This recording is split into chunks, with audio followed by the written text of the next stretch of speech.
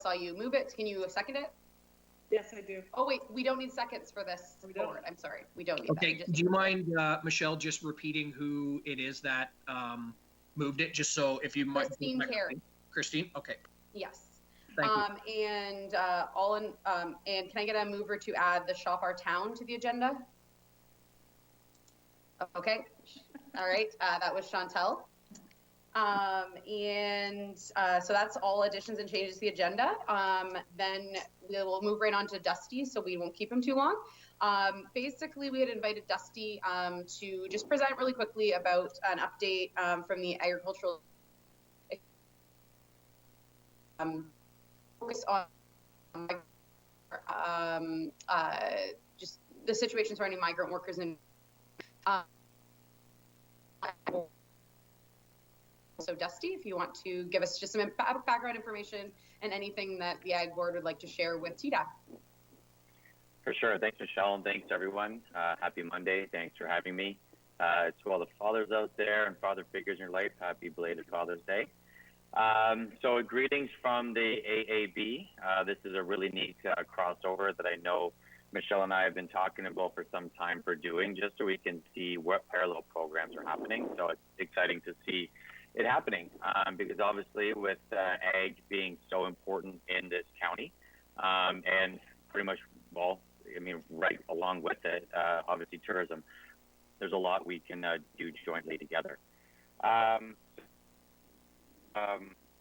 The migrant worker, unfortunate news coming out about the sad news about the gentleman who lost his life to COVID.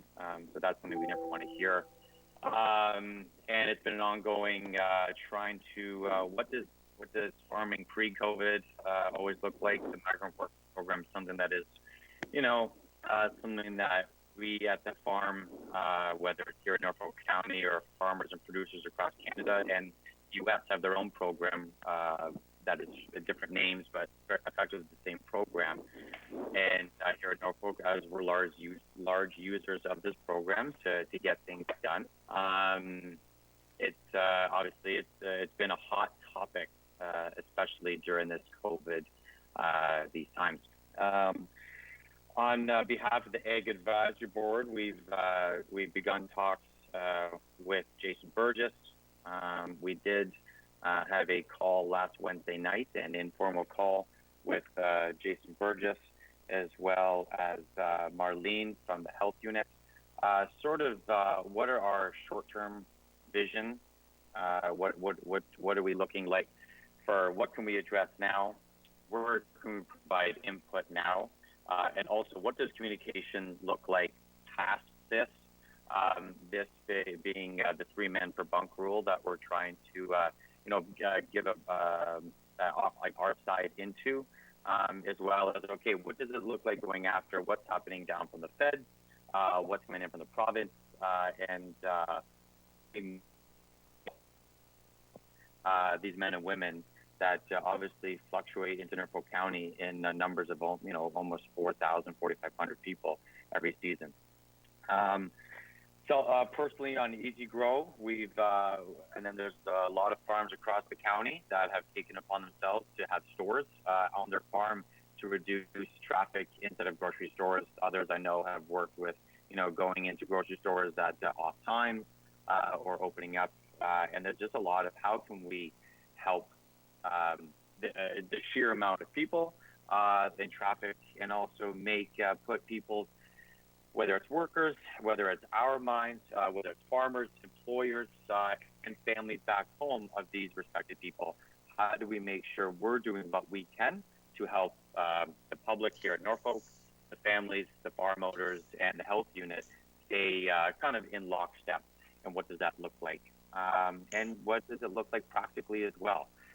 It's everyone is feeling stressed, no matter what industry you're in, and we're not at the ag side. What I also want to stress is that we're trying to also give reasonable solutions because we know that there's costs incurred for that they're being incurred by all businesses, and so we're not trying to pretend that we're any special than any other industry. There is the other thing that is a reality is that as asparagus season comes to an end, there is a lot of farm transfers that are occurring. So now, like here at Easy Grow, we're now we're returning back to us as we start our next season, and that is what keeps this program viable, keeps small farms very able to have access to a lot of people capital at one time, but they don't need them for the full 8-month terms. And there's going to be a lot of shuffling happening, as well as we just received more men last week from Jamaica and having more men coming through, and Trinidad is lifting their borders finally as the men are able to sign their addendums.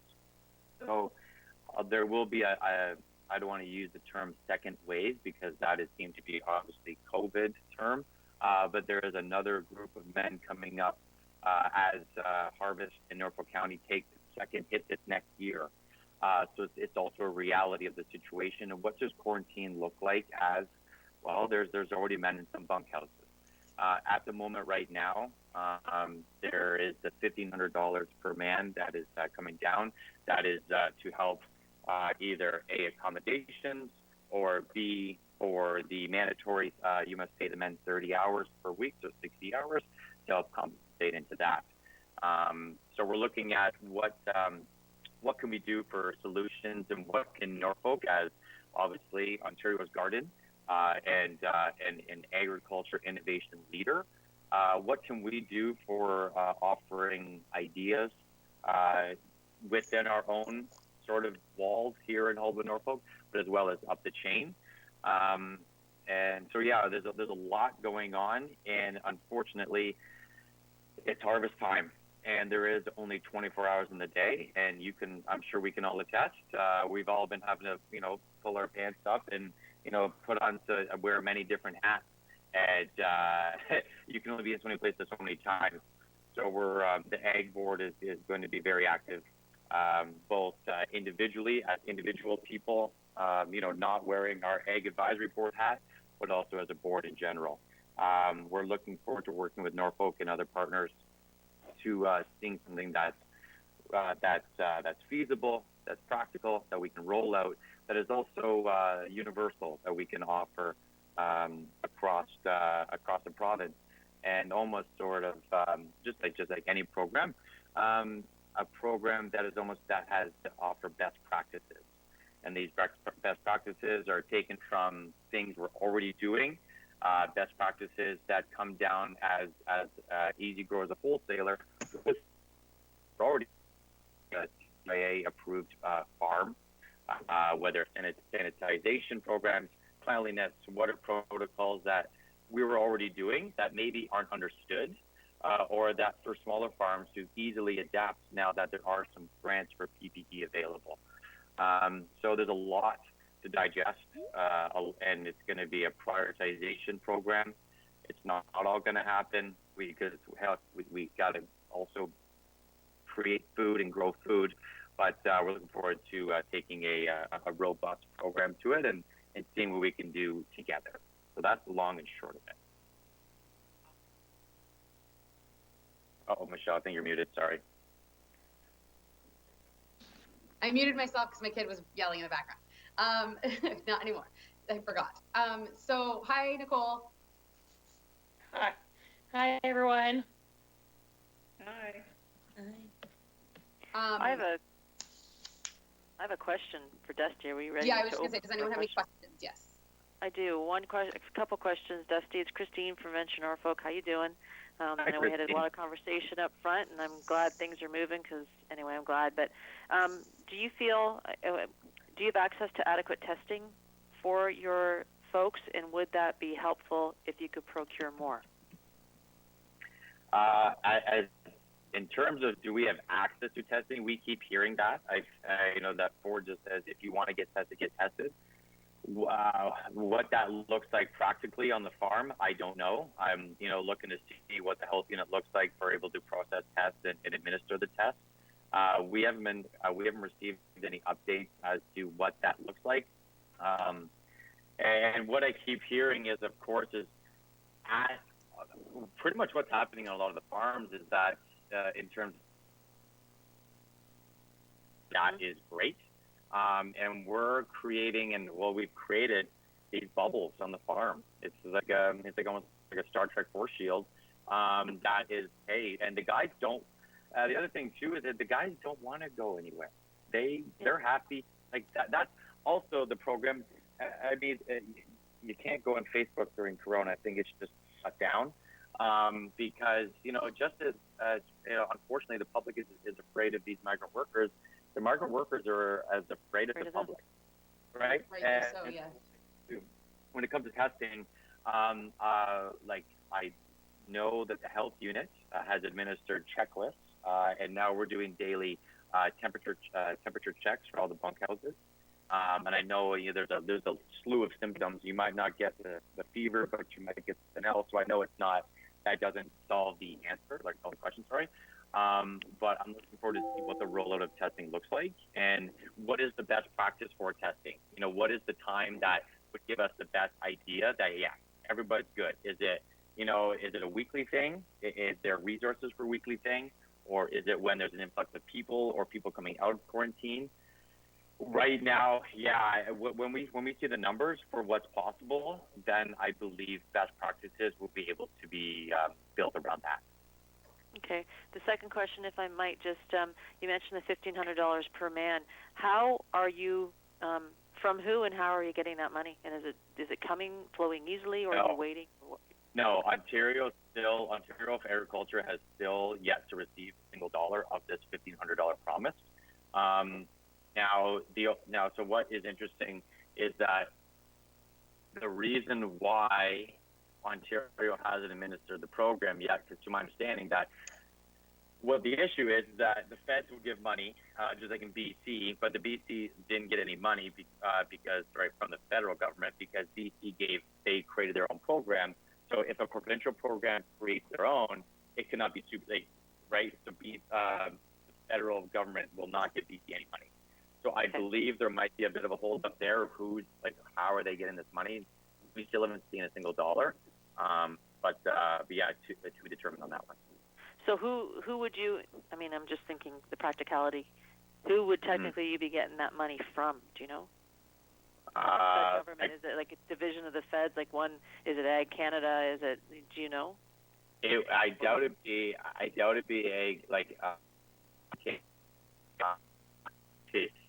you're getting a good mind. We're in lockstep with our accountant as much as possible to make sure they're staying on it. But as soon as I can let you know, Christine. Like who would be responsible? No, just if anything, I'm more of the philosophy, Dusty. If there's some phone calls I can make to find that out, that's where I'd be looking to kind of go. So maybe it's an offline conversation. But thank you. Those are the two questions I had. Don't want to monopolize. Thank you. Okay. Thanks, Christine. Anyone else have any questions for Dusty? Want to hear my hands up? I just I can't see understand hands that's up. the protocol. So Sorry, I can't see hands up. Oh, okay. I was just curious if you're at the point where you have established a coordinated effort with the Department of Health to help with the mandatory testing. If there's a framework that has been established to help the requirements of what farmers need to provide to secure their workforce. Where is that? And what do you need besides money? Yeah. Right. So there was a call today that farms put on to address this, and it was a 1 hour call. And one of the questions was, okay, well, to set up the quarantine and to begin the whole program, would mass testing at the airport be an option? Right? As they come in, test them. Right now, from what I heard from farms, is that that's not possible because the resources. So, into here, is like also again at that snapshot that really doesn't help. It's like, okay, well maybe on day 13, as they're exiting quarantine, you administer the test, or at day 10. That way, it gives a 4 or 5 day leeway to get your results back before men enter the fields or whatnot. Maybe that's something. We, like I said at the beginning, is that we're beginning talks with the health unit to begin offering best practices, and because we're obviously dealing with these men and women, So we know what the flow is, where the pinch points are. So that's what we're trying to do. Another option would be all of the men and women that come in are actually travel through the parking lot in the old Zellers in Simcoe. So that is a funnel point bottleneck. That okay, maybe you administer some sort of testing or checklist to see how they're doing there. Unfortunately, that comes down to resources, and the resources like from all the way down, and plus also the understanding of the disease itself wasn't there 9 weeks ago when these men and women were approved as essential workers. So there was like that gap there, but now that things are being understood, we're going to be offering as much as much as we'll get listened to for the program. So I know that's kind of like I apologize, but it's 5:30. I feel like we're kind of open up the kimono. It's kind of like a bullshit excuse, bullshit answer, but we're trying to offer as many practices as possible to say, hey, this is when we feel everybody's at the highest risk, or also, hey, this would also help everybody feel better before they enter into the public, or vice versa. Well, and Dusty, just one comment I want to make before we move on to someone else who'll have a question is that when the pandemic first hit, the federal government did acknowledge that they could have done better in regards to the repatriation of Canadians coming back in over the border, go straight home, self-isolate. Relied on individuals. A lot of them became infected as a result of key not to measure and test people. And I just think that, I mean, you've nailed it in regards to some key areas that can mitigate and eliminate that high risk of infection once your workers get placed at the farm. So just kudos to you for all the efforts you're making. And if there's any way we can identify resources for those key transfer points to eliminate spread, that would be a great place to be, right? Thanks, Wanda. Yeah. Another thing too is like when it comes to employees, is that it's not only, of course, migrant workers that we're also worried about. Is we still need to get things done. So what does obviously there was a big push 7-8 weeks ago for hire local. But the problem is though, we don't know as an employer, I don't know what those people are doing when they're not at Easy Grow Farms. And it's a lot of trust is put into people that have never worked here before, both in training aspects, but also when they leave Easy Grow and go back home, are they having parties? Are they respecting the quarantine rules? I don't know. There's also that daily influx of new employees that, whereas here with our guys, I know where they are, right? There's trust here and they don't want to go anywhere. And so that's also a bubble that we can create. But with local labor, that's a daily liability. That is also a reality, and you can't test daily. But hell, I know 7 weeks ago, Councillor Martin was talking with Mike MacArthur that there was a company out of Ottawa that is unfortunately not publicly traded because I tried looking into it, but they had like a 20-minute lunchbox testing kit that maybe you can snap, but unfortunately it wasn't widespread created. But maybe that is something that, post-COVID in 2021, until there's a vaccine for this, that maybe that's reality for before you come on the farm. We'll go and what the economies look like for that. But that's another also point because the to my migrant workers, my farming operation gets shut down. That's pretty freaking scary. And I mean, any other business has to work with local people. So again, farming is not trying to be any more than what we are. I just want that to be very clear. Great. Thank you very much for, thank you so much for, oh wait, am I muted? No, okay. Thank you very much for sharing everything with us, Dusty. Does anybody have any more questions? I'll just ask one before, no? Okay. I had a couple questions. Councillor Rabbit's here. Hey, sir. Hello. Sorry, I lost my internet earlier, and I did miss out on Christine's comments. but I'm back now here, and thank you, Dusty, for joining us this evening. I've kind of got a general question about farming in general, and how many times you'll have your labor force not turn over but work share, and how many times that could occur. And I find that sometimes picking a person as an example, you change their names, but if you could tell us maybe, a migrant worker that started in May and working the full season and maybe doing a couple different crops, maybe that example of that person that maybe moves the most all the way through till December when it's over with and he's going back for Christmas. I wouldn't mind an example of that type of person. Because I think that'd be really helpful for members of this board, and you have some staff and myself as a counselor here, just to give us an idea of how fluid that person's employment is and how many different farms he's operating, what types of crops he could be not only planting but seeing through to harvest. That dramatic example of the person might work at 4 or 5 farms even. I would enjoy maybe hearing his story. Maybe I'll let you start with that. If you can think of a person like that, because you mentioned that we've got another group coming in, and the question I'll ask you is about how we can really start looking at rolling the welcome wagon for that person. But I'll get to that in my second question. Yeah, the first question, that's excellent, and it's almost it's something that we take for granted. When you look at a farm, things done. And I would say max, we would go in, out, back in, out, back in.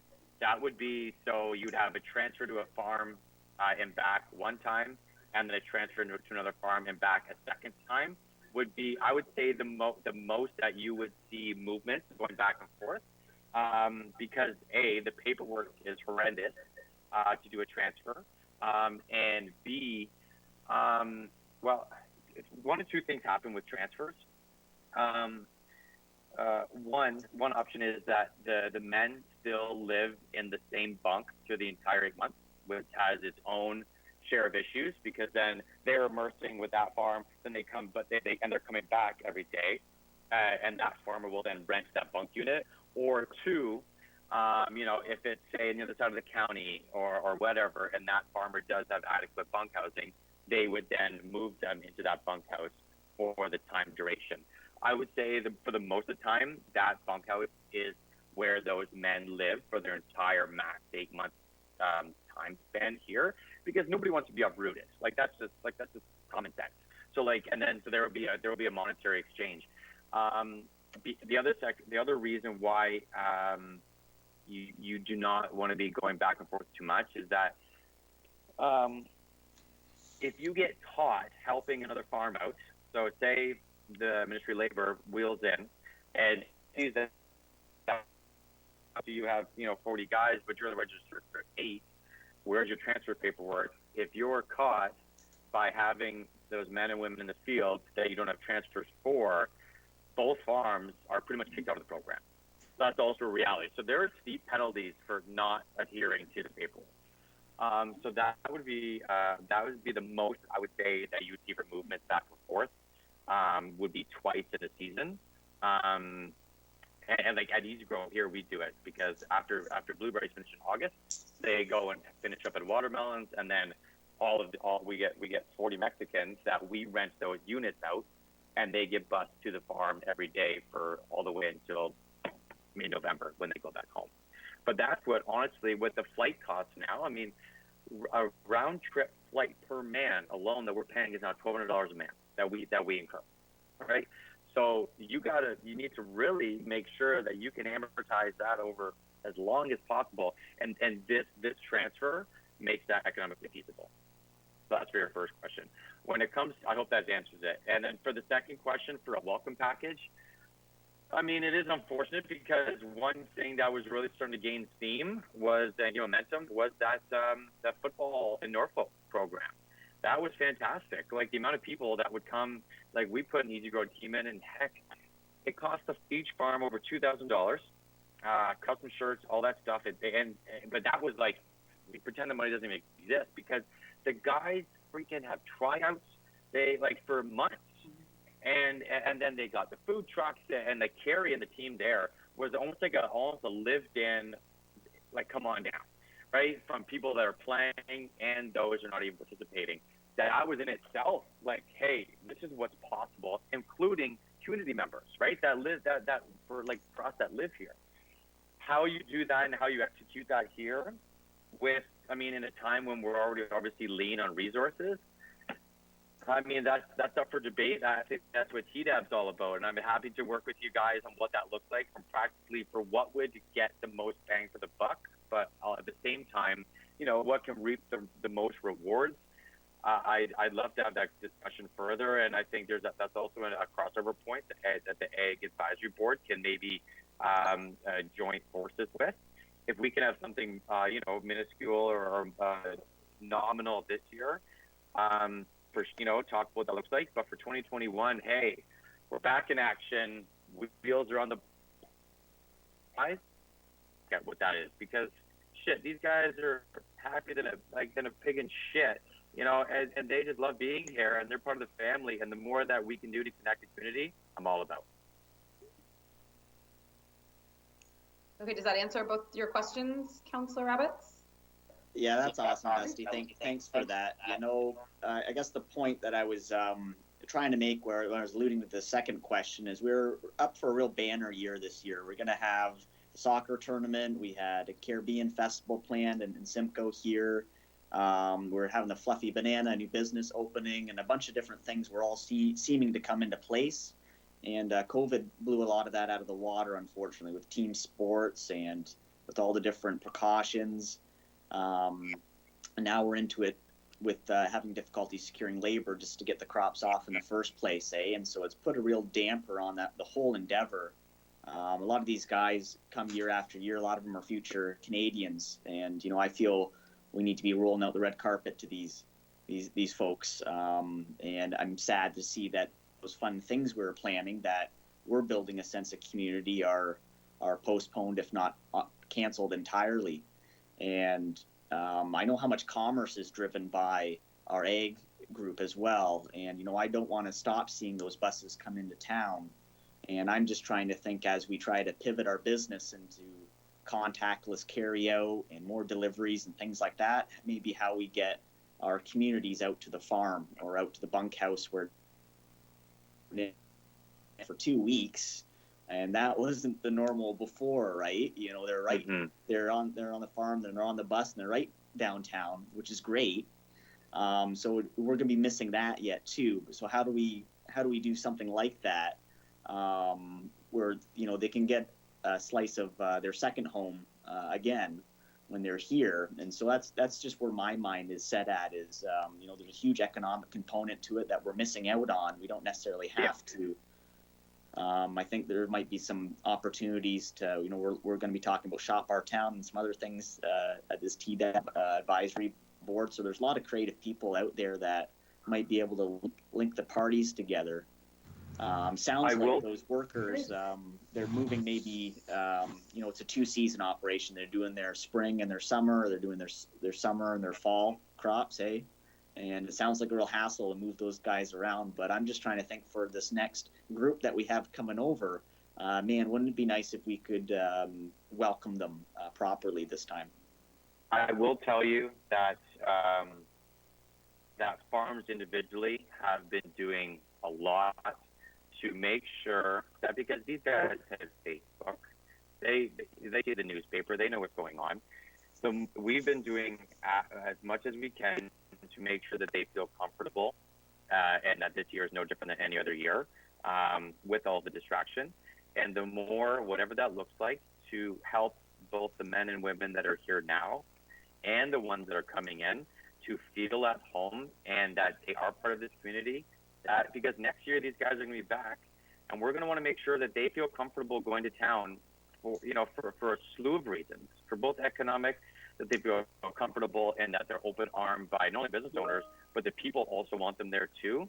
We have a tall mountain to climb with making sure that these guys want to be there and they want to spend their come bucks back there next year. and they want to come back. So yeah, like 100%. I love that we're thinking about this because yeah, these guys definitely feel that, hey, like, did they even want us here? That TDAB and at council, that there is that thought of how to share the water there. We're all in this together. Believe me, everybody wants to hear, and we want to continue that macro level as well. So thank you for that. I'm looking forward to seeing what that program looks like and however we can help. Great. So thank you very much, Dusty. I think everybody's asked any questions they want to. Is there anybody else? I just have one question. I did circulate a piece of correspondence regarding the 3-man per bunkhouse to this committee. I don't know, Dusty, if your presentation here today ties into that discussion and that review. Yeah, I'm not going to elaborate too much because I know that obviously the appeal is going through and it's been now we're talking about July and whatnot. But what I will say is that we're committed to providing answers and solutions that are practical from the farm, so that in the event that this ever happens again, how can we be ready? How can we have the industry's voices heard, and how can we have our input put in? But that's as far as that goes concerned.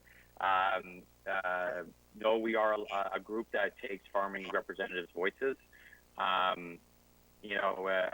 We'll fight the battles where we can, but also try to give as much support as possible on the 3-man. That's all I can say on that one. I know there's obviously the appeal going on and whatnot. Well, and maybe I can just ask Jacob, who is taking minutes for the meeting, to at least identify that we accepted that correspondence for the meeting. I'll really leave it up to the committee to determine if they want to have a bigger discussion about it.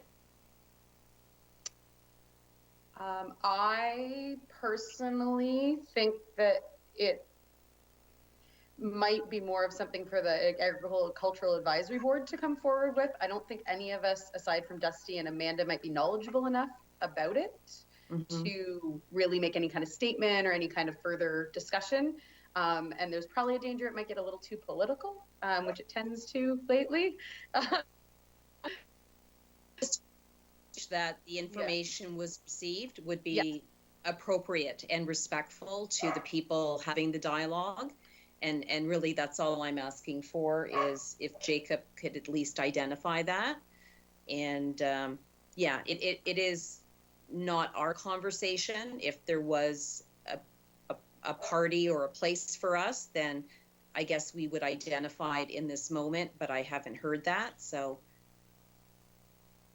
one thing I will say, that just from an Ag Advisory Board, what we're committed to now doing is all of our minutes have now been requested by Toby's office at Queen's Park. So every single time we have a board meeting, they will also get sent up there for review to also help. I don't know what you guys do for your agenda post or for going through, but we have our Ag Advisory Board tracking table that keeps ourselves culpable for what programs we're working on and whose desk is this information sitting on. Is it sitting on the county clerk's desk? Is it waiting on councilors to make the motion? Is it waiting for municipal, etc.?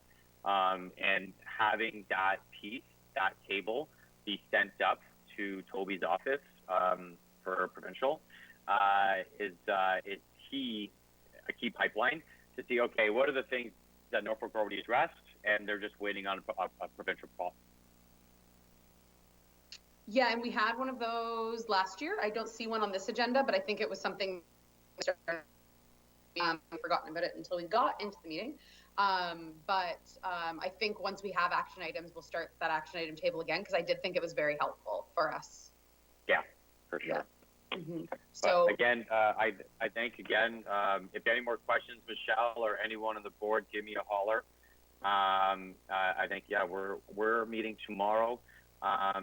So maybe Michelle will talk offline. We're probably going to be having another meeting in the summer, which is something that we try to avoid, obviously because of harvest.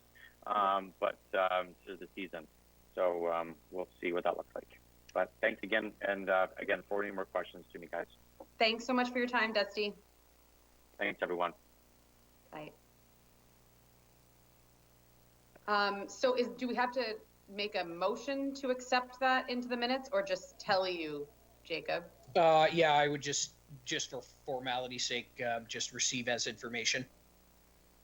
Okay. And yes, someone will have to make that motion. I will make that motion. Can I as the chair? I believe you have to actually ask a member of the Okay. board.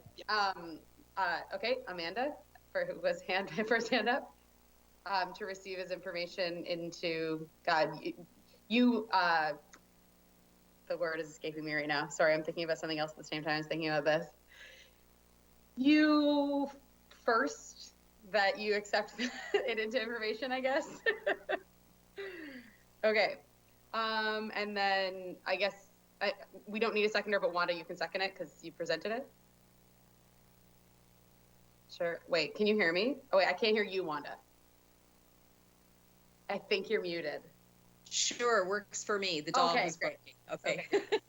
And does anyone else want to discuss it? Because that's just my opinion, obviously. That's like, do we want to have a discussion about it? Is anyone? Okay. Well, let's say all in favor of having a discussion about it, raise your hand, your literal hand, not the hand in the program. Okay, one. Okay, so all opposed? Okay. Okay, so sorry, I'm in chairing a meeting. I will learn them. Can't hear anyone.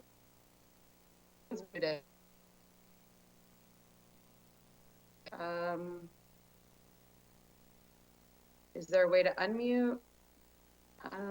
Just depends on who you want to unmute. Oh, so we're gonna go with that now? Okay, I think, did everyone get muted on purpose, or?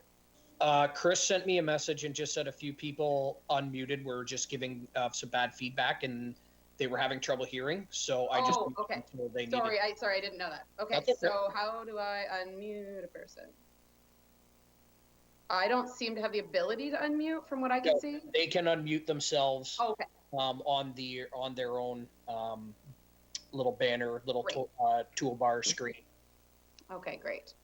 Okay, so so I guess that's it with the Ag Advisory Board. I did really like the idea of a welcome package for the migrant workers. I mean, I think that applies to the general, like, new people to Norfolk County, but specifically for that, I think that would be an absolutely awesome idea, especially for this year where they're feeling very, very, very isolated from the rest of Norfolk County on their own little islands.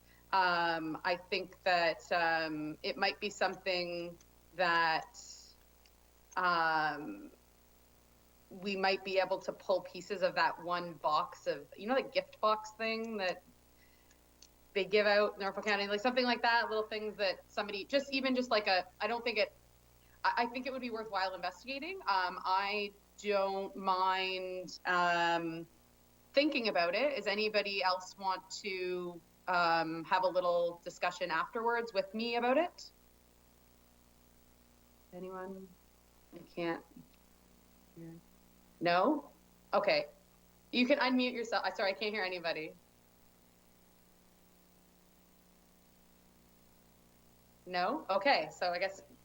Sorry, Michelle, I just unmuted. Okay, Nicole. Okay, I would be interested in having that conversation and do something to make sure.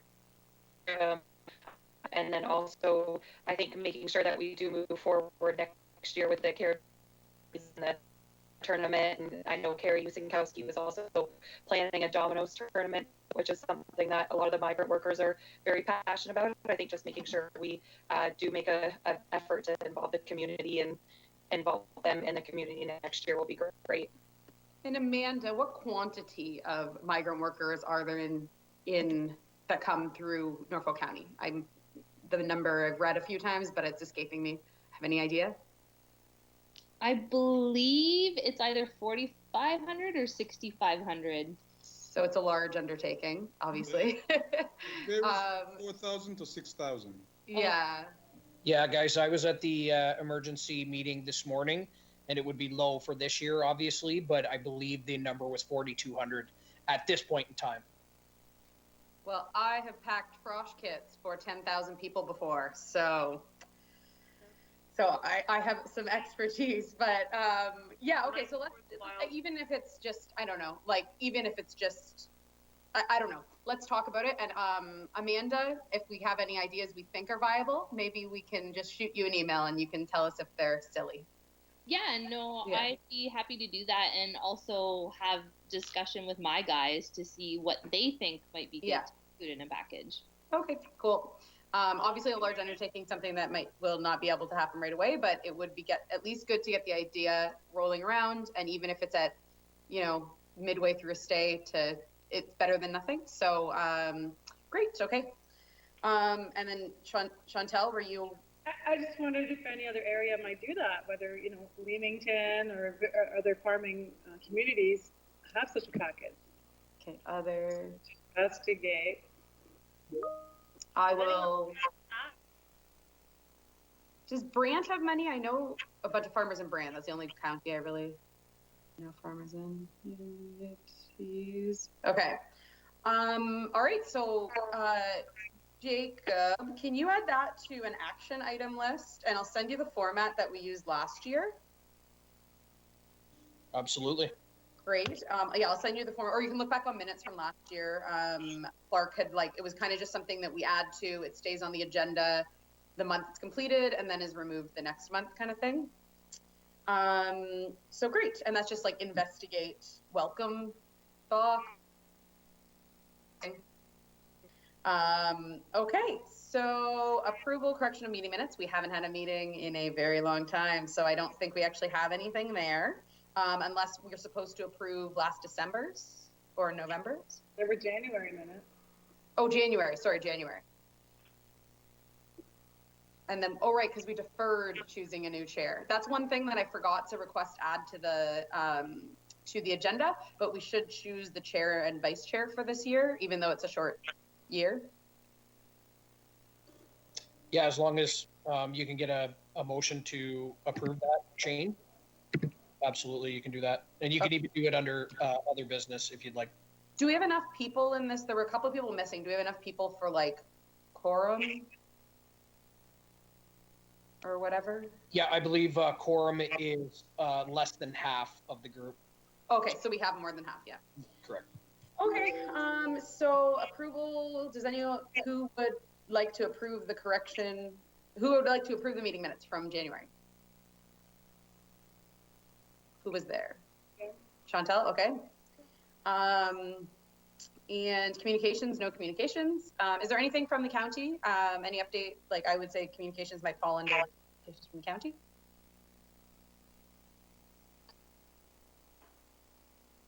No, okay. And discussion of items and new business. Okay, so I feel okay, so let's go with phase 2 reopen. When that was added, who added that? Was that added by the county, or who wants to start the discussion on that topic? I had proposed that be put on the agenda for discussion. Mm-hmm. Great. So, do you want me to start? Yeah. Would you like to start? Okay. So I guess what I was thinking there is we're moving to phase 2, and I think that this group would be the ideal place where we could discuss and probably put forward some of the suggestions and proposals for businesses coming back. We have had some requests for different things, and I think we just need to formalize it, discuss some of the requests that have come in, look at some of the other ways that we might be able to assist businesses that are reopening to ensure that we have a smooth reopening, because after all, we are the Tourism and Economic Development Advisory Board. So I just wanted to ensure that we have it on the agenda for folks to chime in and give their feedback as to how they think we should proceed. Great. Okay, so I think probably for the rest of these points, there'll be quite a bit of discussion. I believe, Chantel, can you raise your hand in Microsoft Teams and I can see what it looks like so I know? I just raised it. Okay, I can see it now. So you're bold. Okay. So I guess let's do the raising hands in the system, except for obviously Christine, who cannot do that. So Christine, you can say raising my hand, maybe. Can you hear me raising my hand? I can't hear it, but okay. So yeah. So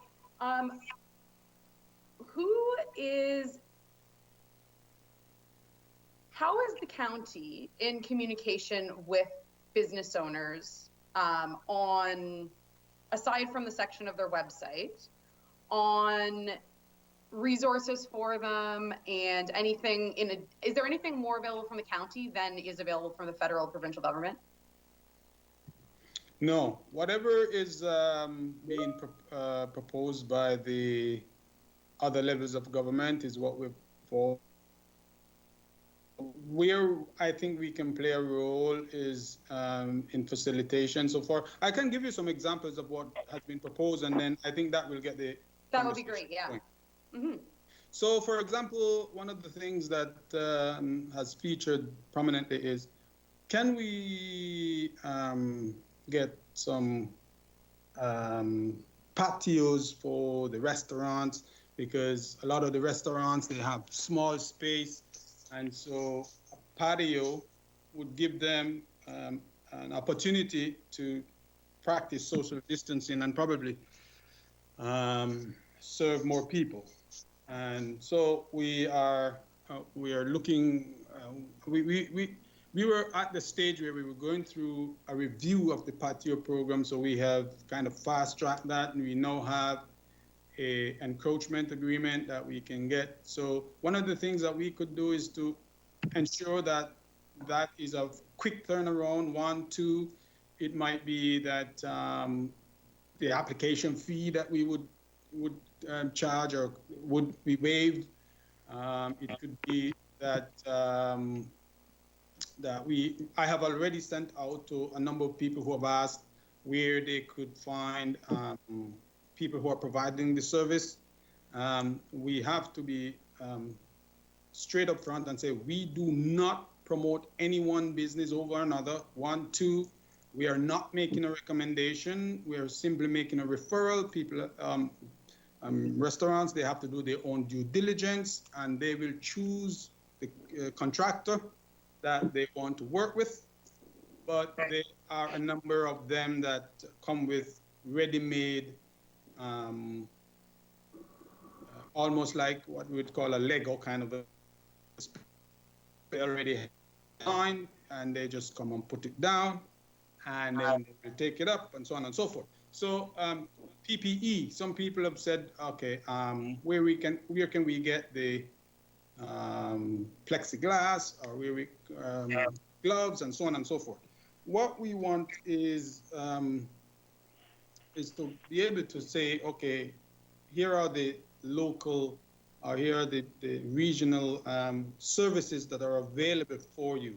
In terms of money, because another thing is people say, oh, can I get some money to help me with signage and direction? We can't bonus. We don't have a grant program where we can hand out money. What we can do is we can promote. We did, and that will be coming further down in the discussion in terms of some of the tourism and so on. But we did apply for and was approved for some funding through the FedDev Ontario RRRF program. Or can we try and utilize some of that funding for promoting and and attracting people back and so on. So that's along the lines of what I was thinking in terms of assisting businesses. Okay, so Cindy, you were first, I think. I feel like you're doing this purposefully. It keeps going on and off. Oh, yeah. No, Okay. I wasn't. No, because then he started talking. So, Okay. Can you all hear me? So we were phase 1, and I opened all 3 of the stores, and that's been almost a month now. And our phase 2 opened last week. It was Niagara that opened this past Friday, and as a matter of fact, I went to Niagara, and the restaurants and everything look like they're working with fellow owners beside them, and also the pub, like the county or the region, and using some of the parking lots to set up extra tables and patios, because if patios is the only way they can go, they're trying to maximize as much seating as possible. And it was very, very cohesive. Some of them had said it,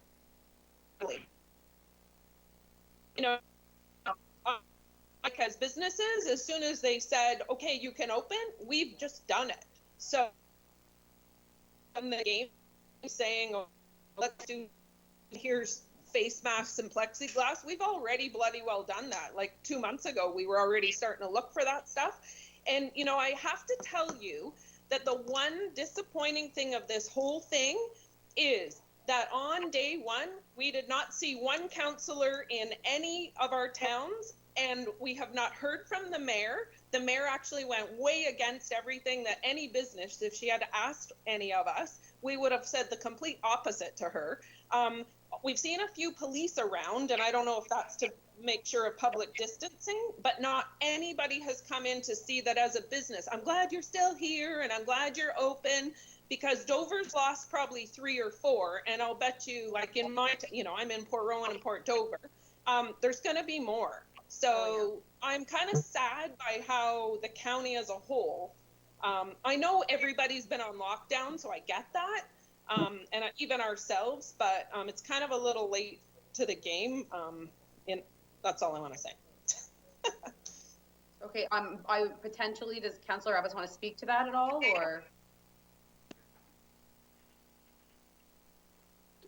To the allegation that councillors have not been patroning restaurants? No, just if there is any kind of like outreach that you guys are planning. Is there is there more than just updates on what the government's doing? Is there any kind of outreach you guys are planning? Is there anything in the works that we don't know of, or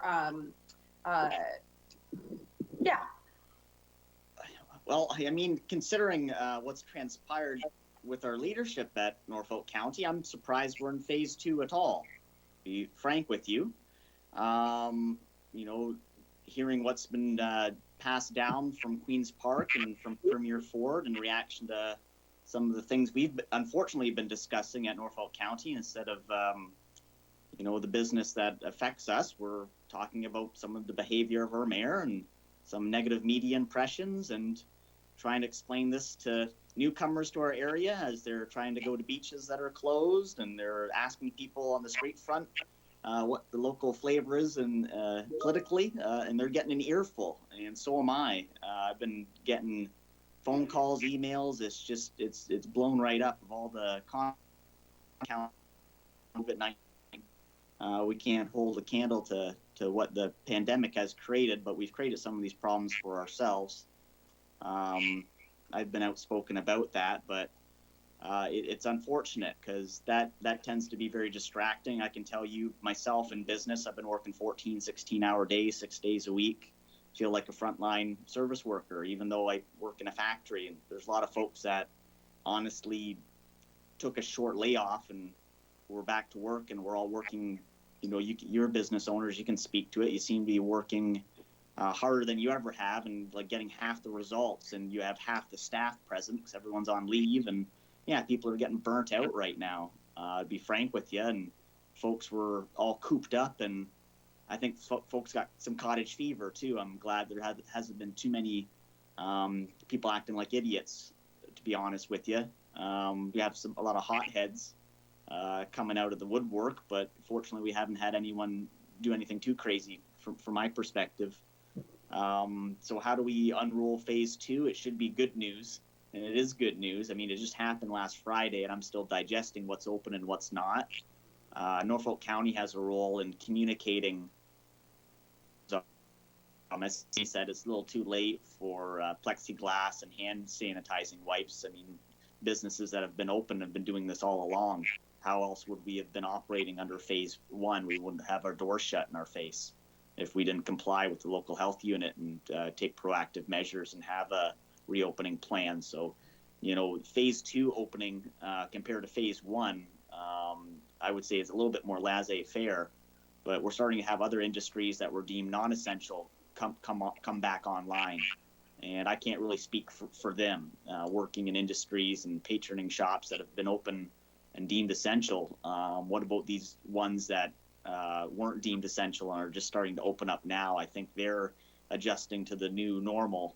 And if anything, there's lessons that we, the business community that have been open, could probably impart onto them in terms of health screening, temperature checking, extra PPE, how to keep your staff safe, but also how to make people feel comfortable coming through your front door.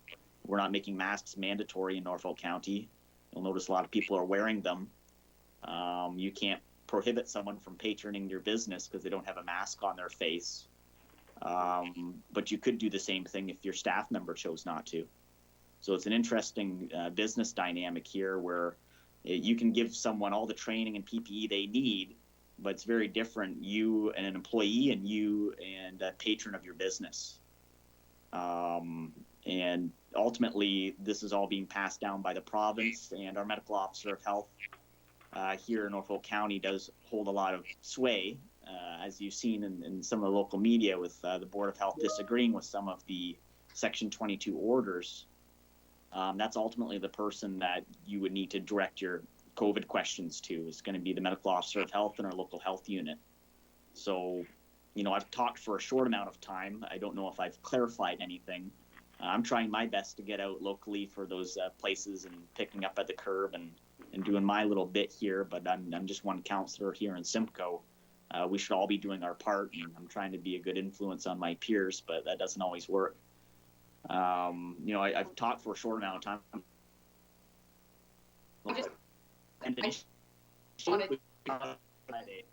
Yeah. And Chantel, I think you had your hand up. Sorry, when you feel it's appropriate, I can respond to part of the things that some of the things the county is doing or has done for business. Okay, Chantel put her hand up like a long time ago, so I'll let her. Are you no? Oh, your name keeps flashing like your hand's up. Can you hear me? Okay. Can you hear me? I can hear you. Okay, it's Christine. Sorry, I was having some issues with my phone. My apologies. Yeah. Okay. Okay. Can I just can I ask? Who else wants to go? Because I have a question. Well, maybe Jason can just do a real quick, and then you can do a question. I think that was Jason that just. Sure. So as far as the things that we're doing, I agree. The how to operate your business. We were distributing materials on that to businesses several months ago. Our COVID-19 hotline continues to receive calls, and our public health team does respond and assist business with items that they should be considering for their reopening and answering specific questions on what can how they can reopen. So we do track all those calls. In Port Dover, we did have the issue with not being able to open up our washrooms there and maintain social distancing. So the county put some money in partnership with the Port Dover Board of Trade and the owners of the Erie Beach Motel to develop a second site for public washrooms. And we're going to be testing 15-minute parking out as a pilot project in Dover. The bylaw just got passed last week. So the signs will go up, and then that'll be a pilot project that we can then take a look at for other communities to assist with curbside pickup and trying to free up more turnover in parking spaces. On the patio issue, we have streamlined the process. So last year total, we approved 3 patios for the entire year. Last week we approved 11. So we do have an expedited process for that to assist with restaurants that want to expand to meet the conditions of phase 2. So those are a few things, but be happy to answer any other direct questions. Okay, I didn't see any other hands up. If you do want to, okay, yeah, there you go. Amanda? You're on mute still. Sorry. No. And remember that Christine is on the phone as well. Oh, yeah, sorry. I'm sorry, Christine. I'm sorry. No, I got go distracted. Amanda, you go. You go, I'm girl. sorry, Christine. Okay. No worries. I just want to say, as a tourism operator, I've been really disappointed with the lack of support from the county. I'm on several mailing lists for Elgin Tourism, Ontario Southwest, Prince Edward County, and they've been really supportive of tourism operators. I've seen the emails coming through, and I haven't seen anything from the county. Maybe I'm not on the list, but I haven't seen anything other than a call for volunteers at the onset of coronavirus. So I'm just kind of putting my 2 cents in. I've been frustrated. I haven't been able to do anything for my business until basically last week, and it's a big scramble to try to get my business up and running again. I would second that wholeheartedly. All right. Christine, can I? Yep, go ahead. Me too. Sorry, Christine. I'm very I know sorry. one of the. No worries. Please don't say that. What I wanted to just share with all of you, a couple of questions for the county folks. I appreciate the challenges that council has and whatever, but I guess where I'm at is I really don't care. I would like to see a public relations campaign go strong about making Norfolk County a destination, a place to remember, a place to make memories, a place to come and visit. I know there's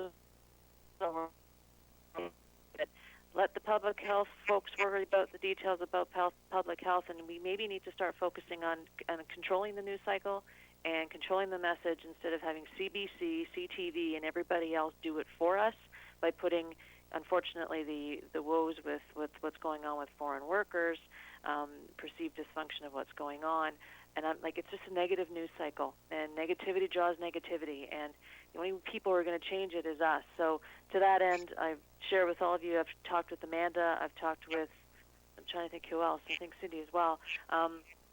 I'll tell you, we were at Venture Norfolk given a sizable amount of money on behalf of FedDev to do rural and regional relief funding, and we went through our capitalization. It's done.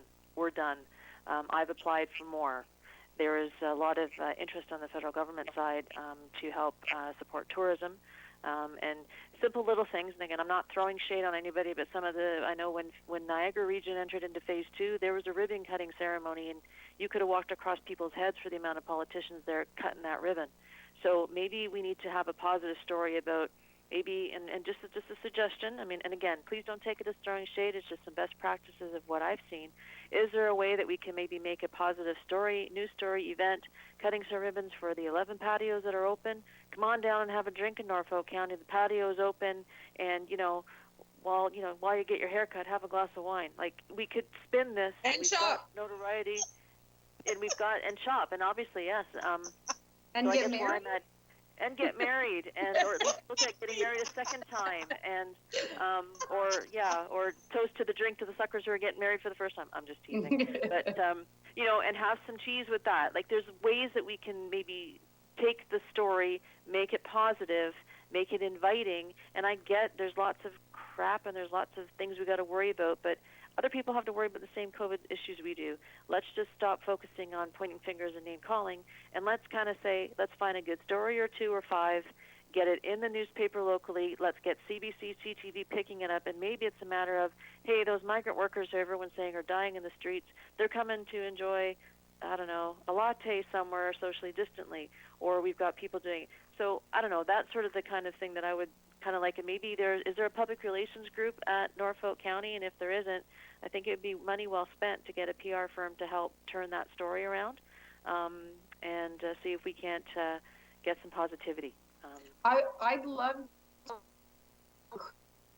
to talked. Your hands were quite tied of being able to do literally anything, pretty much. I think with in the tourism related to tourism. So, yeah. Yeah. Yeah, so I totally agree that that we should be doing a lot more in terms of promotion. One of the dynamic that was happening is, on the one hand, we were saying to people, we don't want a mass of people on our beaches. We don't want our community to be overrun. We are having an issue with an outbreak. So you're balancing that on one hand to be on the other hand saying, come on right over because we want you to come back. So it was a dance. We do have a communications department, yes, at the county. I work very closely with them. And we do have a number of things that are lined up to come on stream. I think that one of the things that I kept saying is that we have to keep our community top of mind, because when this thing is over, it's those communities that were constantly communicating with their visitors that they will go back to. We attract 1.1 million visitors to Norfolk County every year. Last year it was 1,150,000 people. You want to keep as many of those people coming back as possible. So I am totally in agreement with what you guys have been saying, and the bulk of the funding that we have received for tourism promotion,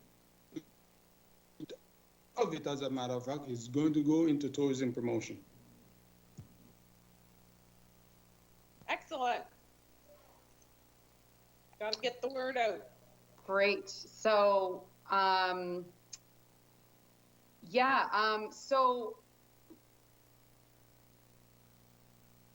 so essentially, you're still walking the line, but are we still getting a lot of pushback from the health department on things you're proposing at all, or are you, if you want to propose something, are you able to kind of at least explore the idea instead of have to stop? I think we're pivoting now to looking at attracting people. The thing is that most visitors, from all the surveys that we've done, most visitors have indicated that it's going to be like road tripping or staycations or that 10 to 50 kilometers circle that they will be. So the strategy will be to reach out to our neighbors first, or own community, and then we gradually branch out from that. We will never ever stop being mindful of the health part of it, but I think we're going to be now focusing more on getting our businesses to see these visitors come back. And just to be clear, like, the health department is, we work, obviously very close with them, and they've been supportive on a number of items, and it's just a matter of working through it. But to be clear, there has been resistance from the community itself. If you look at the beach opening challenge in Port Dover, and we get lots of emails and lots of hesitation from general community members about opening up too soon, too fast. So, I think one of the things that the business community can do is, garner, that broader level of support for that bounce back strategy. When you look at the document that we issued, we're technically in that, step 2 of our guarded, recovery phase. And that's how internally Norfolk is operating. So we're trying to lay that groundwork for the full recovery. We'll do what we can, but it's not, there is resistance, not necessarily from public health, but from broader community members who do have some concerns and fears about how quick we open. Email, the beaches opening this last weekend, even though we don't even control the beaches, it was pretty significant. So there is a level of concern out in the community that you have to be cognizant of. Yeah, absolutely. I just was hoping that Chris wasn't fighting too much of an uphill battle. Obviously, we have concerns in the community, but I just wanted to just check if we were at least at the point where we're exploring how to attract people back to Norfolk County in the right way. Yeah, no, we're there. That's not, that's not an issue. And the way we want to move forward is we want to take good ideas that we can partner with organizations on to execute. I'll be one of the guys who'll challenge and make sure my Romney, my return on marketing investment makes sense and that we're targeting it right. But I think if we develop a good plan, and when I say we, mostly on the industry side, bringing forward their thoughts and their strategies that we can leverage dollars into, that's really what we're looking, to do. So, we're, as far as the county is, we're looking to make some investments. I think the key strategy is for timing purposes. We have our budget deliberations in October and November. And, I think, when you look at 2020, that's one thing. But when you look at 2021, where you'll get greater visitation next year and we can spend some money wisely in the next year to get some good return on investment. You guys should have a plan that's locked down internally from the tourism industry on what your key asks are, for dollars and other support measures for, to execute on a plan. And Yep, that makes absolute sense. Yeah. Does anyone else have, because this will fit nicely into the Norfolk Economic Recovery Task Force, does anyone have anything else on phase 2 reopening before we move on? Yeah, my hand's been up. Oh, sorry, it just doesn't show. It just showed up. I can see your name. It just showed up right there, and now it's gone. And I will apologize for our dog that is going through separation anxiety because my husband just left. So I will try and be brief. Just building a bridge on what Cindy's comment was about PPE protection, relaunching for phase 2. My involvement with the Chamber of Commerce, if all businesses are required to establish their COVID compliance plan, and then all of the requirements might differ slightly depending on the industry that they're in. Those are great resources. If you need any of that, please just email me. I am more than happy to share any of those compliance guidelines if they haven't made it through to the business community in Norfolk with owners that might be struggling for those compliance pieces. Also, with all Canadian and local PPE, there's amazing lists out there. Because I've been working throughout the pandemic in essential services in construction, it has been full throttle at the table. Workload is doubled throughout this entirety just to kind of reshift, remain safe, address employer liability, which has been a big discussion at the table and you're probably going to hear that's going to come up, right? But employers are concerned about that. So I know everyone is putting a lot of measures in place to keep their customers safe. But if you need any of that good stuff, please just reach out. I'm happy to share those links and those individual templates for those recovery plans. It's not going to take a lot of time. So I've got templates for that. And just building on what Christine had said, I actually had reached out about a month ago and sent an email off to the mayor regarding the recycled news, the bad bylines, the fact that we need to change the channel, have a communication strategy, perhaps as a part of your pandemic task force, and the recovery of that. Right now, everybody else control it. So 100% agree with the fact that, let's change the channel. Let's have a new conversation, and really happy to support that with, any expertise or time that I can offer. That's what I got. Great. Thanks very much, Wanda. That's great. I will Go be hitting Team you up Norfolk. I will be hitting you up for some information after this because I'm literally completely overwhelmed on what's going to happen with the wedding. It's really simple. Okay. Yeah, great. So does anybody else have anything? I haven't seen any other hands up, but I missed Wanda's, so no? Okay, so Norfolk County Economic Recovery Task Force. I think that's probably just a quick update on what your guys' plans are. Obviously, I don't think it's a fully formed thing yet, but hopefully it's on its way. Who would like to speak to that? So I'll quickly speak to that because I see that time is going. The answer, the Norfolk County Economic Recovery Task Force, we have already proposed to council and it has been approved. And I'll just give you a little bit of a kind of an overview background. I have been on most of the calls for other municipalities and their recovery task force. Their task force has been centered around you need to wash your hands, you need to keep 3 feet apart, you need to put a plexiglass, you need to put a direction, and they're all wrapped up. So they're all done, these businesses are open, and their task force is done. Kind of a different approach in that we are looking at a much more detailed, informed, robust kind of a recovery. We are not tinkering around the edges.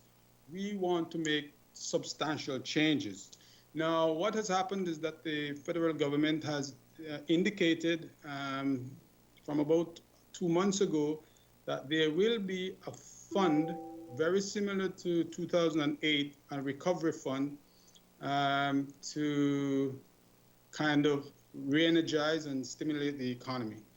We are not sure exactly how much funding is going to be on the table, but if you look at how all of the previous recovery tasks or the national recovery funds are, they are usually a partnership funds between the federal, provincial, and municipal government. Very often, sometimes they will just look at the municipality and say, okay, you have been doing, whether it's your community improvement plan or whatever, you continue to do that. And sometimes it's just the federal and provincial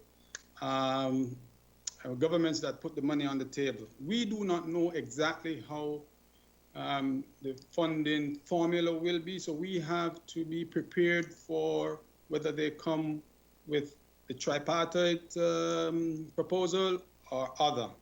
So what we've been doing is, where we're at now is that I am in the process of approaching and speaking to some people. We will have the task force, which will have approximately 6 to 7 community members, and then we will have probably another 5 to 6 staff members. What that task force will do is look at all our projects, capital projects, projects right across the community, and we will prioritize them.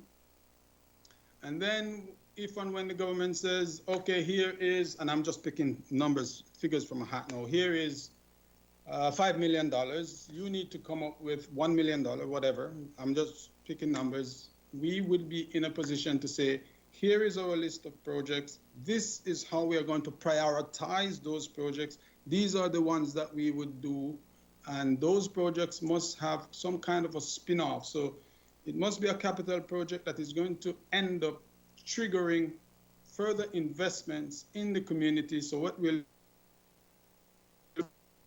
nation, that kind of a thing. So the insert will look is it will be across the entire community. So we're trying to look at people from different wards, a good mix, very diverse between male and female, and so on and so forth. And then we will have some subcommittees, like for example, TDAB will be one of the subcommittees, the advisory board will be a subcommittee, and then we'll have some that are, it might be real estate and development, or it might be manufacturing and so on. Each subcommittee, so we would say to TDAB, based on your experience, based on what you know in the community, what do you propose that, do you have some project that you would like to propose for the committee to look at and to focus on? So, for example, I had a meeting at the downtown BIA, and they're saying, listen, we want to know when you're going to get moving on that, because we have a project that we think you should absolutely look at. Well, we want to see all the projects. All of them will never be done, but at least we will get a chance to evaluate them, assess them based on merit, assess them based on community reach, right? How the community and a whole can benefit from these projects. And then in the budget in end of this year, so we're looking at 2021, we will be working through all of these projects. Usually in the past, I've gone and I've looked, they usually give you a maximum of 3 years to spend that money and account for it. If they follow the same system like they always did, then we would have I would say like 2 years, which means we have to have shovel-ready projects, have gone through engineering and whatever. And then in the third year, you have to be filing your reports with your audited statements to demonstrate how the money was spent and so on and so forth. By the end of this week, we should be in a position to have the names of the task force. There might be some people that I'm going to be reaching out to, so you will get a call, and then after that, so what I want to say to TDAB right now is start thinking about our own proposals that we are going to be sending up to the NSERT. I have, it should have been in a nutshell, but I've gone on and on. But basically, that's where we're at with NSERT. Great. That's great. Does anyone have any questions for Chris? I don't see any hands up. If you did have, Wanda. Okay. Yeah, Chris, just one question. I know both you and I joined in onto a call with the municipality of Hamilton and their pandemic task force. They talked a lot about the important role of the planning department and the shift of the existing bylaws to accommodate the struggling sectors who have so much difficulty in, for example, restaurants using their indoor spaces. Has that conversation started? Is that one of, is there anything on that piece? Because flexibility in the existing regulatory guidelines appears to be the most important piece of allowing some of these businesses with the current restrictions of indoor service to help them in their economic recovery. Even use of lands, different lands. So. Yeah, so I'm expecting that, and I'm seeing it already, that our planning department is going to be much more investment friendly, for want of a better term. And I wouldn't be surprised if part of the province's proposal and their demand to put money on the table is that they cut even more red tape. I've watched how the provincial government has been operating, and one of the things is we're open for business. Get rid of there are just too many regulations, and we should be way more business friendly and so on and so forth. So I wouldn't even be surprised if the province themselves come to the table and say, listen, if we're going to put some money on this table, we don't want this to block anything. We want it to be out through the door and ready to go, and you need to be flexible on this, and this. So look out for some of those regulations and so on, that they might, from a higher level, come down to us to say, be a little bit more flexible. If you remember the on-farm diversification, they came to us and said, listen, you need to be more accommodating to people who want to do other things on their farm. It might be a wedding or whatever, and so we have to follow that lead. I wouldn't be surprised if we have more of that. So I wouldn't worry about whether or not planners are going to get in the way. Wanda. Well, one last comment. When we walked through the early beginnings of this with the pandemic and construction, excuse me. Okay. It appeared that as we advocated every tier of government on the behalf of associations across Canada, this is within the employer sector. They had no health and safety pandemic guidelines established. There was a liability piece. There were issues. We found we had the ear. So I just, from a theoretical perspective, I think your pandemic task force, whoever is there, collaboration, and know you're in the driver's seat. If you know what to ask for, you will get it. If you collaborate with other municipalities, you strengthen your opportunity. We came out of our conversations with the provincial and federal government getting everything we needed, because we're the boots on the ground. They don't know. They wanted to hear from us. So, I think that's a good space, is to know that your government's tiers want to hear from you because they don't know unless you tell them. So ask for the moon. Perfect. Thanks. That's great, Wanda. Thanks. Anyone else have any questions for Chris on that issue, or can we move on to the next? Next, okay. Tourism and Economic Development Department going forward. That is you as well, Chris, to answer. So just to say, one, that we have now hired a general manager for planning and development. So that is going to make things much more easy, because we've been operating without one for a while. And so I know that things are going to get much better. One, two, we will be advertising for another position. And so we should be increasing our human resources there again, because I know a lot of, it was a big joke that we are a one-man department. You mean in Tourism and Economic Development, right? Not TDAP? Yes. Okay, Yes. yeah. Oh, yes.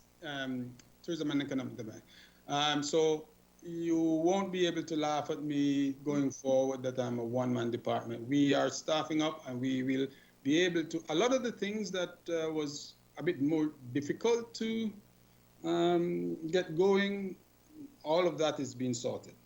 Great. That's great to hear. Any questions on that, anyone? No hands, no nothing? Okay. So we'll go on to next, tourism sector support going forward. I think I have covered most of this, because, and the reason it was here is that we have had some concerns, questions of people saying, are we abandoning our tourism sector? Even our municipalities, neighboring municipalities, we were like the most active department when it comes to tourism. And so even they have been saying, what's happening? We used to go to your website and your stuff to get a feel of what we should be doing, and nothing is happening. All of that will be addressed. A lot of the things that we did will be done now by our communications and promotions department. We have a department for that. So, and a lot of some of the things that we did also, we will partner with other agencies to do. So, for example, it might be that we don't host the symposium, but then we support Venture Norfolk totally to host it, because, and so on and so forth. So the structuring around the department and around tourism is happening. I want to assure everyone that we haven't forgotten tourism. We have been sidetracked a little, but we will roar right back, and we will be just fine. I want to ensure that I assure you of that, and you will see the fruits of that very, very soon. Great, that's good to hear. Yeah, I'm like, my husband's on the board for Brant County, and I'm on the board for Norfolk County. And I couldn't tell you how different our experiences have been between his business in Brant County and my business in Norfolk County. They've got funding for projects they wanted to do. They've been asked, how can we help you? The tourism guys is reaching out to him. Like, this is not placing blame. It's just ideas moving forward. They've been reaching out to him weekly, asking, like, he's, got a concert series, an online concert series going on there that wouldn't have been possible without their help. It wouldn't have happened without their help. So how many lost opportunities do we have for all of these new things that people are coming up with, kind of the innovations that are happening during COVID that we just haven't been there to support? So that's just kind of food for thought on how kind of urgent a shift of the face of Norfolk probably is. Oh, yes. Yeah. It's definitely, we absolutely need to get on track right away. I totally agree. Yeah. Okay. So before, I'm going to do future meeting schedule at the end, because that seems like something that happens at the end of the meeting. Let's do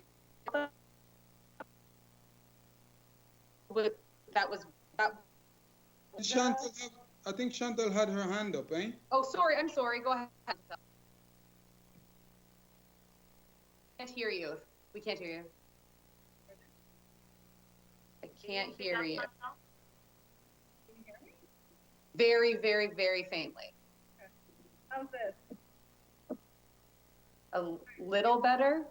You mentioned that there was a new position to be added to the department. Are you able to elaborate on that position? Chantal, I think you're asking if I can elaborate on the position that is to be added to the department. Is that so? Okay. So we will be advertising for a director of tourism and economic development, and then after that, I think we might also get a half of a staff.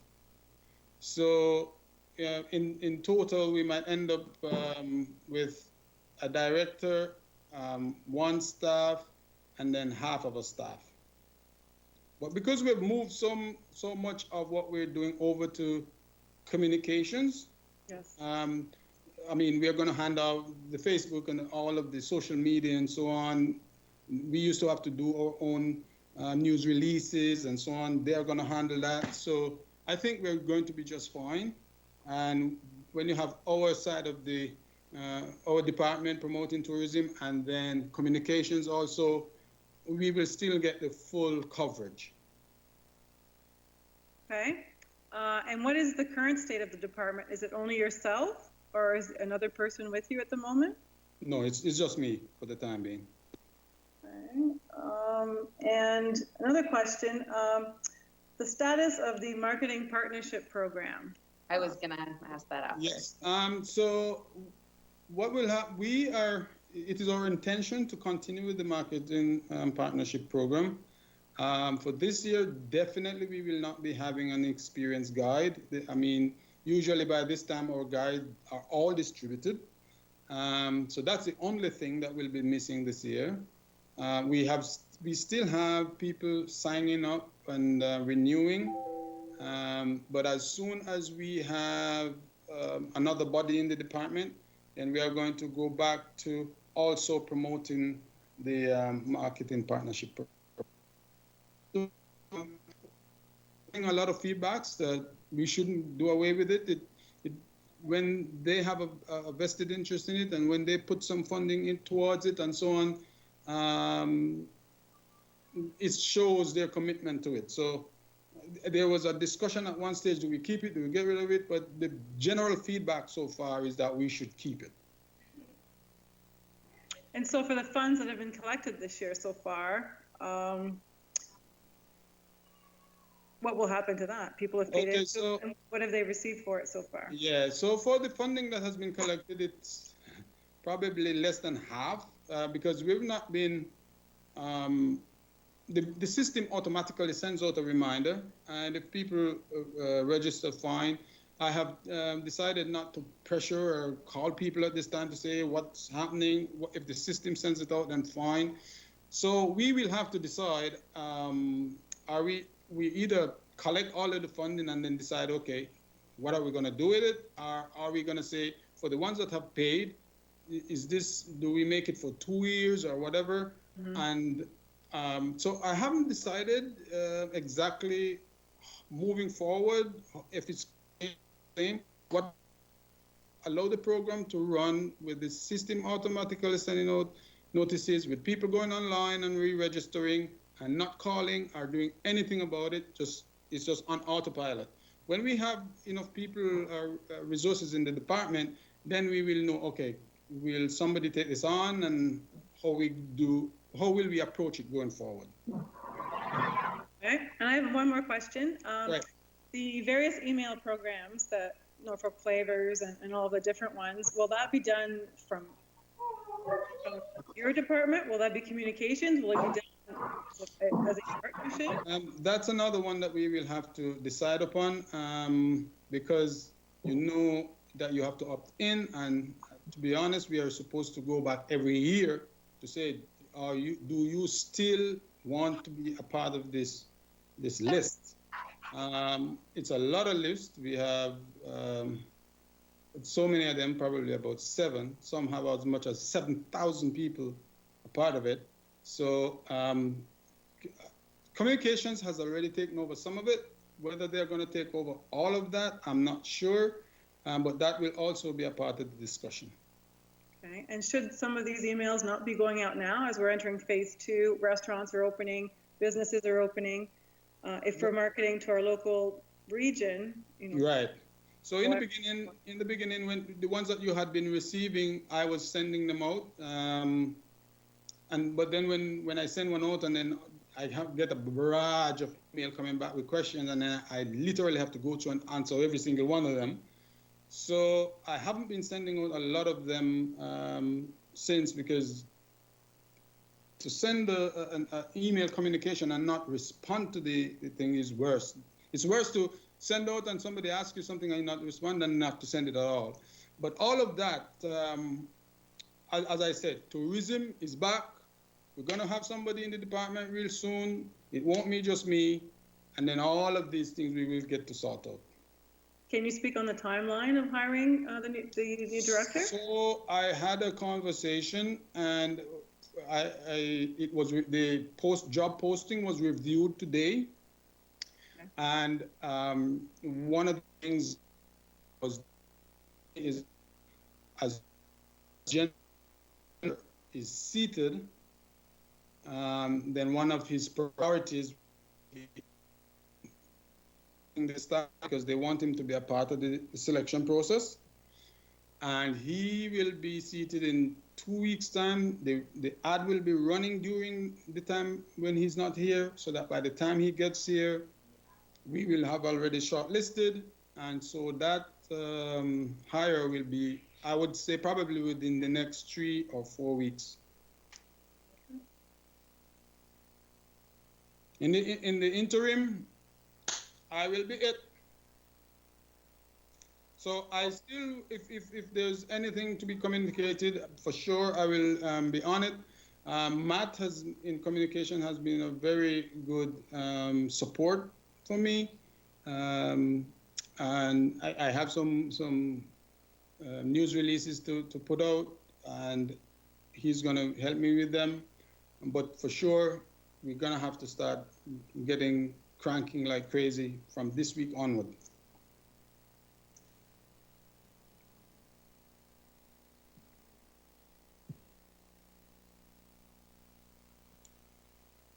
Michelle, you're on mute. Sorry, I'm feeding a baby at the same time, so I put myself on mute. Did I miss anyone's hand, or no? Okay, so thanks very much for those updates, Chris. The next one was the Board of Health update. Who was that? Was that the letter that was sent from Wanda? So we already covered that. Jacob?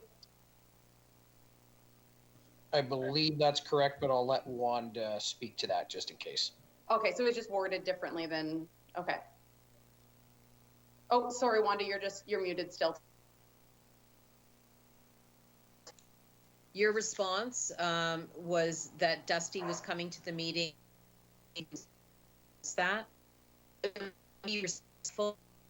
receiving the information? Yeah. And to show that we wanted important content. And so I'm glad we were able to receive the information. So absolutely. Yeah. Thank you for bringing it to the group. I hadn't read it yet, so thank you for sending that around. It's all about liability. Yeah. Okay. Social media accounts. Was that? Oh, Jacob, was that? That was. That was what we spoke about earlier. Kathy, yes. Okay, so Kathy's not here. So then, I think. Would you like to just kind of give a little summary of what she had suggested, and maybe we can talk about it a bit? Basically, what she suggested or noted was that the social media accounts have been fairly dormant for the last few months, and she wondered sort of how we can get those back going again, and who's going to be doing that, who's going to be taking care of it, etc.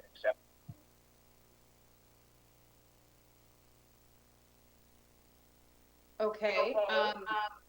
So I think we've already received kind of answers towards that the communications department is now handling all of that. So we should see that happen soon. Has that already been is there already the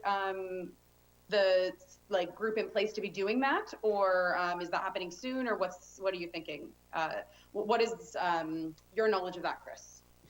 Yeah, so I have already transferred over the login credentials to communications, and I think part of the thing was that, hi guys, part of the thing was that I think part of it was, do we start advertising now? Do we start really going out there? And that was a discussion that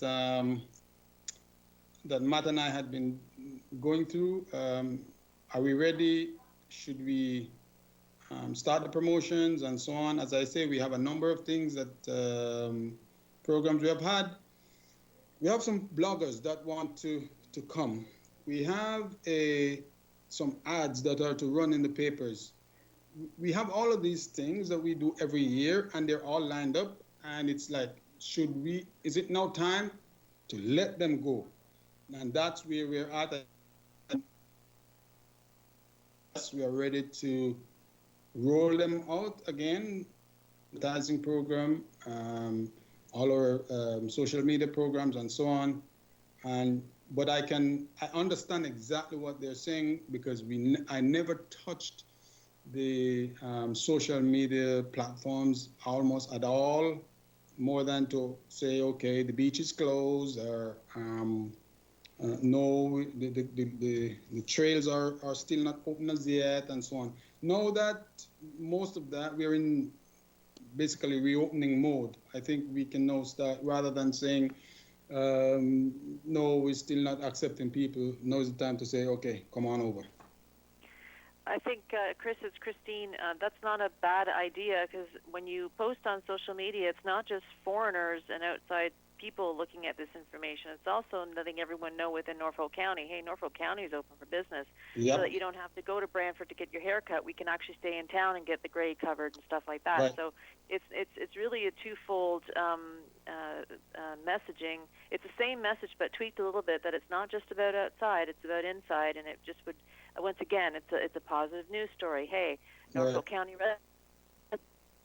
stay, because right now, all this lovely SEBA money can't be being spent on Amazon. It's not going to help any economic activity around here. So we need to have a real shop local focus, and that messaging may need to be tweaked for a double entendre, if you will, if it's possible. Exactly. Yeah, and you know what? Part of it, to be brutally honest, is we have been, some of the emails and so on and the calls that I've been getting, because I answer the 1-800 tourism line. And it's as Jason said, it's like all of last week is, people have come to Turkey Point and they're on their skidoo, and I don't want to see this and that. And it was just what are we having all these people come from Toronto and they're going to bring this with them? And so it's a, No, the question is why aren't there 3 or 4 garbage bins and having the bylaw people get out of the car to pick up the stuff? That's more the question, but we'll take that offline, Chris. And but so yeah. bylaw is saying, listen, guys, we don't want anybody, because we're getting so much of these calls and people are bitching about this, and the community is saying we don't want their litter and we don't want them to come here with their COVID, and it's a delicate balance, I can tell you. But we have to just make up our minds, and so we're open for business. Well, we're open for business and we're ready for the numbers. We need to be prepared for the numbers, but you can't say we're open for business and we hope 5 people come. If you open, it's going to be full-ass open. That's the problem. But the other thing is, in that positive messaging, is that you can say we're open for business and we're practicing social distancing and we have all the safety measures in place and we'll take care of you. Don't worry, you know, blah, blah, blah. Like, we can say that and it still comes across positive. Right. That's right. Then we'll take the fear out of, you know, what those people. Yeah. I also do think that a lot of the messaging is also to educate our locals. I don't know about a lot of you guys, but 80% of the business at my stores is not even locals. But they need to be educated to shop local and not buy online, and that you can literally find everything here. You don't need to go anywhere. So they need to be educated, right? And also that all of our businesses are actually what makes their house, because I do the real estate side of it too, their house is more valuable if all of our businesses are still thriving. If this becomes a dead area, then their house is worthless. So they got to remember that it is spinning off to them too. Absolutely. Yeah. Well taken. Amanda, I think you were. Sorry, for whatever reason, I don't have the hand button, so that's why I've been waving my hand. So thank you. I'm also a member of the Ontario South Coast Wine and Growers Association. And we've been working really hard to come together as a force and put out kind of the same information. Like, hey, we're slowly opening back up for tourism. We're taking a lot of safety precautions. We want to keep our visitors. We want to keep our staff. We want to keep everyone involved safe. So we're really trying to get that message across. And I think even what some of these local businesses would look for is just Norfolk tourism, just sharing that information. Burning Kiln puts out a post and they're saying, hey, we're taking all these steps. It would be so simple if that information could just be shared on the Norfolk tourism page. Thank you. Well. There's a lot of content, even if it's just being reshared right now. Okay, great. Any other questions? Sorry, I was gone for a second. I had to hand off a kid. I didn't see any hands up or anything. No? Okay. Sorry, Ian here. I buzzed in just at the wire, I think. Sorry. With that, we're on the topic of social media, and we're looking to fill, I believe, a youth position on this board. Plans were for maybe what that young person could get into, but wouldn't that be something that would be easy and palatable to give this person access to perhaps at least a web portal where they could search up businesses that do have timely posts and just reshare them or issue them to the networks. And I bet that young person would be savvy enough to have a good handle on that. We're just probably talking about Facebook, but there's other platforms, Instagram, Twitter, that even myself, I'm not very savvy at. There's probably some TikToks and some other things that, these younger business owners and their family and their kids are on these platforms that are brand new. That I probably sound like an old curmudgeon trying to even talk about them right now, but that's a positive media impression. It's shareable. It's not a hard thing to do, but it takes a person and it takes some time. So I think that's something that, Chris, we should talk about more at TDAB, about, you know, how are we leveraging our resources. It doesn't have to be a one-man show.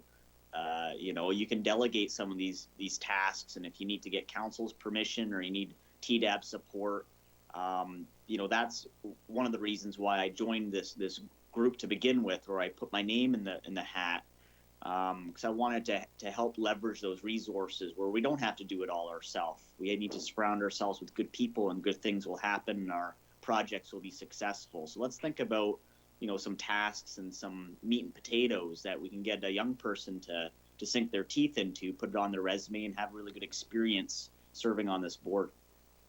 That might be student startup redesigned. Yeah, you know, a very good suggestion. I would only be a little bit hesitant because we have a policy, and I can tell you that one tweet or one post could damage your reputation to the tilt. So as long as they understand the responsibility, post problem. How young is young and how responsible, and so on. They might just and so. Well, we generally I would get my coworker to prepare the posts and schedule them, but review them before they're posted. Yeah. Which is that's generally I would say that most commonly accepted way to get assistance with social media is someone preparing all the content for you, and then they can choose the content based on how you're feeling. Right. No, that absolutely. Just to take something topical and throw it up there, we could run into some issues. But I really I will take that under advisement, and wherever we can get the help, for sure, we should go for it. Okay. Any other? I think the next. If not, I'll move on to Shop Our Town. If here's our little good news story, I guess, at the end of this. If anybody doesn't have any more questions for that. I just wanted to circulate the Shop Our Town stuff just in case anybody hadn't really heard about it. And I just wanted to kind of ask, based on Chris's knowledge of the Marketing Partner Program, just a question in relation to it. So did anybody not get a chance to look at it at all? It was a pretty short little document. If you didn't get a chance to look at it and you want me to do a summary, put your hand up, please. Okay, everyone got a chance to look at it. Okay.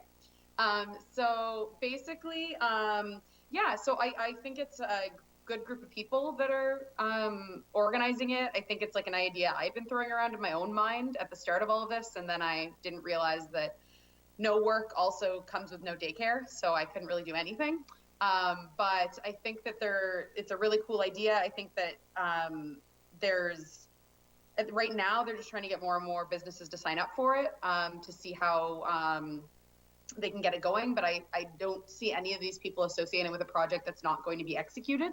I don't see it just kind of fading away. So I think there's a lot of potential there. My main question to the county was, I think that there's a really good opportunity for a good private organization to be doing great things for no effort, basically on the county's level. Is it something, would an email to marketing partners to say sign up here, or an opt-in an opt-in thing, you can send my information to them or whatever. I don't really know all the privacy restrictions with that kind of thing, but in my mind, this is something that we want to get the word out there to everybody that we can, if possible. Is anyone else? I didn't see any hands up or anything. I can't see any harm in that at all. For sure, you want your any strategy that we're going to develop is shop at home first, or you're going to target your community first and then spread out from there. So I really can't see any harm in promoting a shop local. Okay.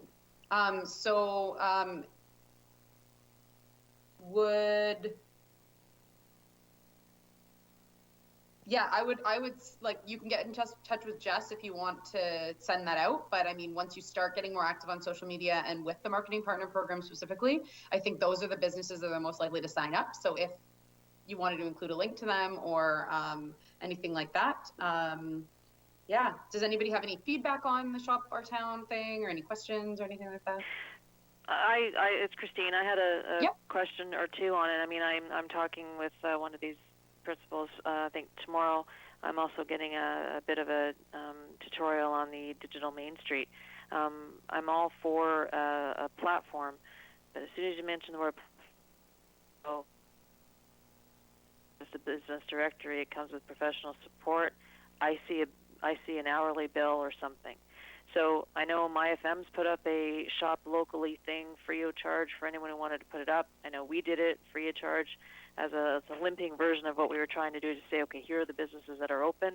I just want to be very careful with giving, don't get me wrong, I think it's a great idea, but if this turns into sign here for the first 3 months free and then it's a $120 a month thereafter, let's be clear on what we're getting into and what we're promoting. That's the only, because let's face it, people don't do this. You can't be doing this out of the goodness of your heart for very much longer before you're broke yourself. And I just want to be sure that it is, if it's an apple, it's an apple. If it's something else, let's be sure of it. That's all. Yep, totally makes sense. Yeah. Yeah, I'd also like to add that every media outlet has been very generous in, then again, supporting the shop local and with free listings. So, at some point there's going to be some revenue generation for this initiative. It's great. It's fantastic. But yeah, pay to play at some point. So. Okay. The other, sorry, I lost my page. So the future meeting schedule. So Jacob, do you want to speak to that? 1 second before we get there. Oh, sorry. Before we get there, Michelle, I don't know. I'll ask you a question. Are you interested in continuing as the chair of this committee? Do you have any interest? I would be able to for the rest of the year. I guess we should talk about the chair. I forgot about that point because it wasn't on the board. I feel like I don't mind doing it for the rest of this year because the year's already half over almost. But we probably have to have a formal vote and everything like that, I assume. So what I was going to say, it's already 5 minutes past 7. We usually try and end the meeting exactly at 7 or as close to it as possible. I don't know, Jake, say for the next meeting, we need to choose a chair by the next meeting. And then formality, Jacob won't but unless it's something that's going to be, I don't even know if we still have quorum because did we lose some people? Are we still all here? I think we lost one person. Did we? Yeah, we still have quite a few though. Yeah. Okay, perfect. So Jason, Jacob, what do you propose? That we just get it out of the way now then? We're here now. I mean, we might as well. It sounds like Michelle is okay with continuing. I would assume probably that would be fine with everyone else, but I've been here for like 5 minutes, so you guys. Does anyone want to be chair? Like, we can ask that question first. No. Wanda, you're still under time constraints? No, I'm not actually, and I do have interest. I don't have to be the chair, but if there's no interest in vice chair, I could continue moving forward in that platform. I could switch. I wouldn't mind switching with you if no one wants either. It doesn't matter to me. It really, either way, it doesn't really matter. Ian here. If it assists, I would nominate both the chair and the vice chair to continue on in their roles. Wanda, Michelle, I think you've done an awesome job, and you have my confidence. Okay. Thank you, Councillor Rabbits. Thank you, Councillor Rabbits. Welcome. Jacob, what needs to happen is somebody needs to second that or what? I would second that. And then basically you could just vote on that if anybody has any objections. Also, just as an aside, Nick, his phone was running low, and he had to leave, and then Christine also, I believe, had to go as well. She had another commitment, so those are the two people we've lost. Right. Okay, Christine, that was the name. I knew there was I have a perfect 6 in front of me right now. I knew there was like some other thing there. So, right, like formal vote? I guess it's any objections? And With COVID, no one's looking for more to do, right? I finally have a babysitter 3 days a week, so I actually have some more time. This is perfect timing for this. So, Michelle, whatever you need, I think we've rotated well with great the yes. roles, so Yeah. I'm here for you. Okay. Perfect. Thank you. So just Jacob for January, just make sure that that's kind of on the probably January, December agenda, so we don't forget about it then, because that's not too long away, just to kind of have that kind of happen in January with the new council, so that we can get that done right at the start of the year. No problem. I'll circulate stuff out after this, so we can add or subtract. So now you're just on to when we meet again, and what time. Okay.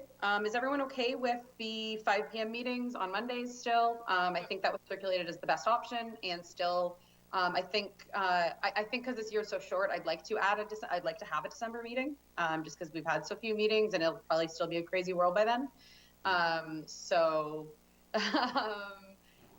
Maybe move that one a little earlier, so it's not like on Christmas or something. But do we have to do that? Maybe we can just circulate it, and anyone can give any feedback when they're not going to be available, or do we want to read it out loud? So wasn't it the fourth Monday of every month at 5? Yes, correct. And we are going to keep it at the fourth Monday of every month at 5. Yes. Okay, and so we would Jacob would send the agenda and so on, probably a week or so before, and we continue as we have been going. Yes. Yeah. Okay. That would be December 28th in the December meeting. And we can change that December meeting then. Yeah, so maybe we'll do the 21st or 28th, but we'll talk about that closer to then. Right. Okay.